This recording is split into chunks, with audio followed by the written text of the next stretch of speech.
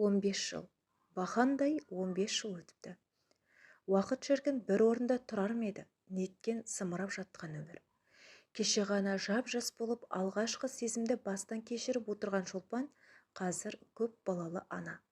Күндегі күйбең тірлікпен қолы босамайтын Шолпан бүгін ескі суреттерді ақтарып отыр. Осыдан неше жыл бұрынғы суреттерін көріп, неткен күндер еді, қызығы мен шыжығы мол жылдар деп бір күрсініп алды. Шолпанның 18 жасы болатын. Мектеп бітіріп, оқуға сырттай тапсырып, енді ғана жұмысқа тұрған кез. Стадионда іс-шара болатын болып, әр мекемеден жиналған жастар. Қыздар бір топ болып, ұлдар бір топ болып бөлініп тұр. Сол ұлдардың арасында Шолпанға көзінің қиығымен қарап Сауран да тұр. Бірақ Шолпан ол кезде өзінен көз алмай тұрған жас жігіті байқамады. Арада 2 апта өткенде үй сымтетігіне бір жігіт хабарласып Шолпанды сұрап тұр. Даусы ерекше, әдемі жігіт екен.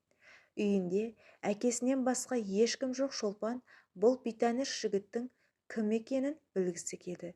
Неге екені белгісіз, бұрын-соңды ешкіммен телефон арқылы таныспаған Шолпанда бұл жолы басқаша еді. Бір жағынан зерігіп отырғаны бар, дауысы ерекше жігітке кім екен бұл дей салды. Арғы жақтан әдемі дауыс: Шолпанмен сөйлесуге бола ма? Иә, мен айта беріңіз. Менің сізбен танысқым келіп еді, сол үшін хабарласып тұрмын. Я, сонымен кім болыңыз? Менің есімім Сауран. Сіздің нөміріңізді сыныптасыңыздан алдым дейді. Жөн сұраса келе, бұл жігіт өткендегі стадиондағы бір топ жігіттің ішінде болған екен. Бір көргеннен ұнатып қалдым. Кім екеніңді сұрастырып, әрең іздеп тауып алдым деп ағынан жарылып отыр. Зерігіп отырған Шолпанға да қызық болып тұр, не айтады екен деп. Солай екеуінің таныстығы жалғасын тауып, әңгімесі жарасып кетті. Сауран күнде кешкі 9-да хабарласып, 12-де қоятында әдетке айналдырды. Шолпан Сауранның түрінде көрмеген, бірақ бұл ерекше дауысты жігіт кім болды екен деп сұрастырып көрді. Сұрастыра келе, Сауран Шолпанның сыныптасымен бір мекемеде жұмыс жасайтын болып шықты. Өзі бір бақуат отбасының жалғыз ұлы екен. Тұр келбетінде сурет арқылы көріп алды. Орта бойлы, бидай өңді жігіт екен. Күліп түскен суретін көріп еді, күлгені өзіне жарасатын жылы жүзді екені көрініп тұр. Түр-сипатын көргенге ме, хабарласып сөйлескен кезде ескі танысымен әңгіме дүкен құрып отырғандай сезімде болатын. Сөздері де жарасып, күннен күнге бауыр басып жатқанын байқамады да. Күнде хабарласып тұрып, ерекше ықыласы мен сөзі Шолпанды өзіне баурап алды. Күнде сөйлессе де Сауран үндемей қалмайтын. Шолпанға айтары көп еді. Ешқашан сөзі таусылған емес. Ағынан жарылып, күні қалай өткенін айтып, Шолпанның да жағдайын сұрап қоятын. Бұл таныстық Шолпанның да көңілін көтеріңкі етіп жүретін. Ертеңіне аяқ асты Сауран Шолпанның жұмысына іздеп келді. Бұлай боларын білмеген Шолпан абдырап қалды. Келіп тұр екен. Амал жоқтан сыртқа шығуға мәжбүр болды. Екі беті қызарып, ұялып қасына барды. Шолпан табиғатынан тұйық, ұялшақ қыз болатын. Шолпанның ұялғанын байқаған Сауран жымиып бір қарады да, телефонмен сөз бермеуші едің, саған не болды деп әзілге айналдырып жіберді. Шолпан да жымиып бір қарады да, көзін төмен түсірді. Расында телефонмен бір бөлек, бетпе-бет мүлдем бөлек екен. Екеуі көп сөйлеспеді. Жай амандасып қайта кетті. Бұл тек екеуінің жақыннан бірін-бірі көрген кезі болатын. Сауран суреттен қарағанда емес, одан гөрі сымбаттырақ екен. Сөйлеген сөзі, жымиғаны бәрі өзіне жарасып тұр. Сол күннен кейін Сауранның сөзі өзгере бастады. Шолпанды жақындан көрген соң енді сезімін білдіре бастады. Бір көргеннен ғашық болдым. Бұрын-соңды мұндай жағдай болмаған. Бір көргеннен ғашық болу жалған деп ойлаушы едім. Жоқ, олай емес екен. Ол рас екен дейтін болды. Сауран ешқашан өз сезімін жасырмады. Шолпанның күнде есіне салып отыратын. Өзіңді сүйген қандай бақыт десеңші. Сауран шын мәнінде ғашық еді. Оның ғашықтығы алыстан сезілетін. Ол кезде шолпан қатты түсінбеді. Бірақ қазір қарап отырса, Саурандай шолпанды ешкім де сүймегендей. Сауранның екі сөзінің бірі шолпанды өмір бойына аялап өтемін деуші еді. Шын жақсы көрген адамның махаббаты көзінен көріп тұратыны рас екен. Одан бұрын, одан кейін ешкіммен ондай жылулықты, дәл Сауранның кезіндей махаббатты сезінбеген шолпан дәл қазіргі уақыттарда терең бір күрсініп, сол кезді есіне алады. Кейде бір жылап алатыны да бар. Уақыт қайта келсе, мүмкін бәрін басынан бастар ма еді. Сол кезде неге олай жасамадым деген ой келеді. Бірақ бәрі кеш. Өтті кетті, енді ол жастық шақ қайта келмеске кетті. Шолпан жастайынан ұят боладымен өскен қыз. Ұят болады деп тәрбиеленгеннен де болар, Сауран қанша өзінің жақсы көретінін айтса да, Шолпанның ішкі жан дүниесі кері тартып тұратын. Бұрын соңды еш жігітпен сөйлеспеген, кездеспеген Шолпан кездесудің өзіне қорқатын. Алайда Сауран Шолпанға сөз салуын тоқтатпады. Қыз бен жігіт болып қол ұстасып жүрейік дейтін. Бірақ Шолпан кері тартып тұратын. Айтатыны жақсы көрсең күте тұр, мен дайын емеспін дейтін. Сауран оған дейін күте алмаймын десе, Шолпанның да қыз назы бар, онда сөйлеспей-ақ қояйық дейтін. Солай екеуі бірінен бірі бақыт тілеп, енді хабарласпаймыз деп уәде беріп тұтқаны қоятын. Тұтқаны қойған соң Шолпан бір жылап алатын. Жүрегінің бір бөлшегі суырылып кеткендей болатын. Ішінде Сауранды ұнату бар, бірақ соны сыртқа айта алмайтын еді. Оның үстіне қыз болған соң шыдап, қайта кері қоңырау шалмайтын. Арада бір апта өтер-өтпес Сауран қайта хабарласатын. Шыдай алмадым. Сенімен сөйлеспесем тұра алмаймын. Ең болмаса кездеспесем де даусыңды естейінші дейтін. Бірақ сөйлескен сайын саған деген сезімім күннен күнге өшіп барады. Мүлдем өз-өзімді игере алмайтындай, сені ұмыта алмайтындай бауыр басып барамын. Не істесем болады деуші еді. Ондай кезде Шолпан да жүгіріп-ақ барғысы келетін, құшақтап алғысы келеді. Бірақ әттең ұялшақтық, қорқақтық басып тұратын. Солай күнде сөйлесу, анда-санда көшеден бір көріп қалу бұлар үшін бір бақыт еді. Міне солай уақыт зымырап өте берді. Уақытта зымырап, күт деп жүріп-ақ неше жыл болыпты. Сөйлесіп жүргендеріне 5 жылдай болды.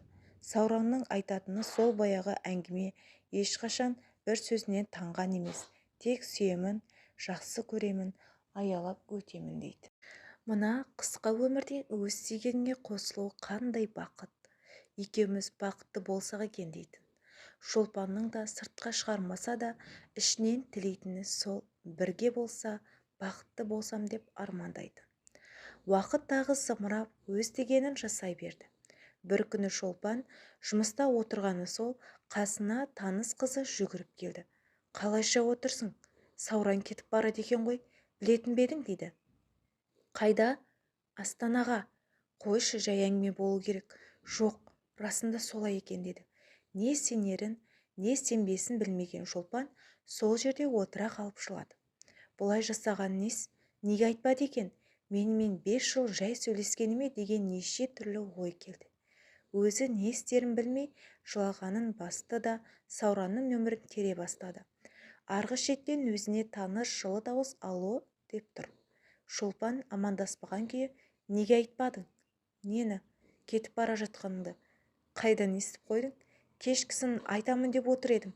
Резюме тастағанмын. Енді хабар келді. Саған айтып үлгермедім. 10 күннен кейін жолға шығамын деді. Сені бүгін кетіп бара жатыр деп естідім ғой. Олай емес, бүгін енді хабар келді. Осы адамдар қайдан естіп қояды екен, деп арасында күліп алды. Мені қимай хабарластың ба? Жаным сол. Ұзақ емес, бар болғаны 1 жыл. Тәжірибе алмастырып келемін деді. Не керек? Жүрегі алып ұшқан Шолпан кішкене басылып, жарайды, кешкісін сөйлесерміз деп тұтқаны қойды. Тұтқаны қоя салып, ұят болды-ау, неге хабарластым екен? Ұнатып қалғанымды біліп қалдым екен деп Шолпан өзімен өзі ұялып отырды. Содан кешкісін Сауран тағы хабарласты. Екеуі ұзақ сөйлесті. Соңында кетпей тұрып сенің жауабыңды алып кетейінші деді. Шолпан да Сауранды қимады. Неше жыл күт дегеніме көнді. Ғашық екеніме көзім жетті. Мүмкін менің бақым осы болар деп бұл жолы Шолпан жарайды деді. Бұл сөзді естіген Сауранның қуанғаны сол кезде сөзбен айтып жеткізу қиын. Неше жылдан кейін сүйген қызының бір ауыз сөзін алу үлкен бақыт еді.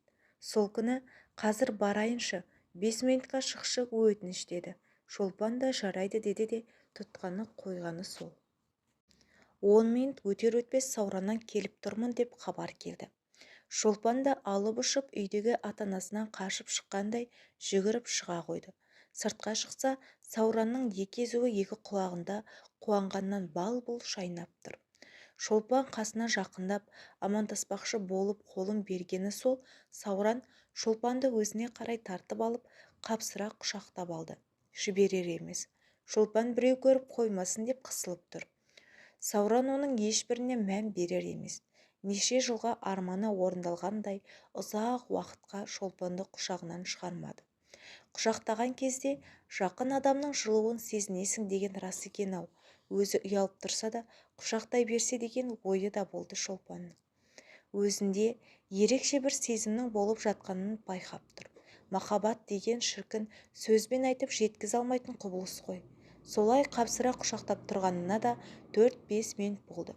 Сол аралықта неше жылғы күткен ғашықтық сезімі байқалады. Жайлап құшағынан жіберген соң өзінің бақытты екенін, оған үлкен бақыт сыйлағанын бәрін айтып жатыр. Сен келіскен кезде 1 минутта отыра алмадым. Сені көргім келді. Неше уақыт көз алдында жүрсең де осылай бір құшақтау арман еді. Неше жыл күткенім орындалды деп саған асыға келдім. Жаным менің, сені сүйемін. Мен де сені ешкім сүйе алмас. Менің махаббатым шексіз деп ағынан жарылып жатыр. Сауранның іші толып қалған екен. Ішіндегінің бәрін ақтарып жатыр. Ал Шолпан бұл сөздерді естіп бақытты екенін сезініп отыр. Кездесулері болар-болмас 15 минутқа созылды. Шолпан үйіндегілер іздеп қалмасын деп қайта үйіне кірді. Артынан қимай Сауран қарап тұрды. Арада 1 апта өткен соң Сауран аяқ астынан кететін болды. Әкесі билетті ертерек алып қойған екен. Барып орнығамын дегенше уақыт өтіп кетеді деп, кетер күні Сауран Шолпанның жұмысына келді. Өзінің аяқ асты кетіп бара жатқанын ескертіп кету үшін келіпті. Келді де Шолпанға ұзақ қарап, қолынан қысып кетті. Құшақтағым келіп тұр. Әттең, саған сөз келеме деп, жұмыстағыларынан ұялып тұрмын деп, өзін әрең ұстап қоштасып кетті. Сауран кеткеннен Шолпанның көңіл күйі бұзылып, қимастық сезім болып, оңаша отырып, әбден жылап алды. Еш басылар емес. Өзін әрең тоқтатты. Не керек? Сауран Астанаға барып орналасып, жұмысқа кірісіп кетті. Уәдесінде тұрып, күнде кешкісін хабарласып қоятын. Әдеттегідей ғашықтар тұтқаны қимай қойды. Бастапқы жарты жыл күнде хабарласу болып жүрді. Сауран соңғы уақытта 2-3 күнде хабарласатынды шығарған. Шолпан күнде Сауранды күтіп отыратын. Әбден бауыр басып қалған Шолпанға 2-3 күн өте ұзақ еді. Кейде шыдай алмай Сауранға өзі хабарласатынды шығарды. Сауран кейде хабарласуға қаражат болмады десе, кейде жолдастарымен кешкі сөйленуге жүретін. Қасынан қыздардың дауысы шықса, Сауранды қызғанып қалатын. Бірақ онысын білдіртпей, жарайды, хабарласармын сосын деп тұтқаны қоятын. Қоя салып қайта жылайтын. Мені ұмытайын деді ме? Қалаға барып, басқа қыздарды көріп, маған деген сезімі өше бастады ма дейтін. Соңғы уақытта Шолпан көп жылап жүр. Біресе өзінің ойы маза бермесе, біресе қасында қызметтес болып жүрген қыз маза бермеді. Айтатыны, Сауранның атастырған қызы бар екен. Астанада тұрады. Сонда екеуі кездесіп жүр екен. Өте бай жердің қызы. Келесі жылы үйленеді екен дейтін. Бұл сөзінен кейін Сауранның сөзі еске түсетін. Ең алғаш танысқанда мен ең әдемі қызға немесе ең бай қызға үйленемін деген сөзі бар еді. Сол сөзі қайта-қайта есіне түсе берді. Мүмкін бай болғысы келетін болар. Мейлі, арманы орындалсын деді. Өзін қанша қиналса да ұстап, түні жылаумен өтсе де, Шолпан соңғы уақытта хабарласуды қойды. Кейде Сауранның даусын қатты естігісі келсе, құрбысының телефонмен хабарласып шатасып кетіппін дей салатын. Басында қанша қиналса да соңында өзін жеңді. Неше айдан бері жылағаны басылды. Өз-өзін сендірді. Менің бағым емес екен. Күтпе, керегі жоқ. Өйткені ол басқаныкі, басқаға үйленбекші. Сол үшін де хабарсыз кетті. Сенсіз де оның өмірі керемет деп өзін алдады. Барлығы расында солай сияқты еді. Өйткені Сауран да хабарсыз кеткен еді. Арада тағы 5-6 ай өтті. Қызды кім айттырмайды, қымызды кім ішпейді демекші. Бұл кезде Шолпанға да құда түсіп жатқандар көп еді.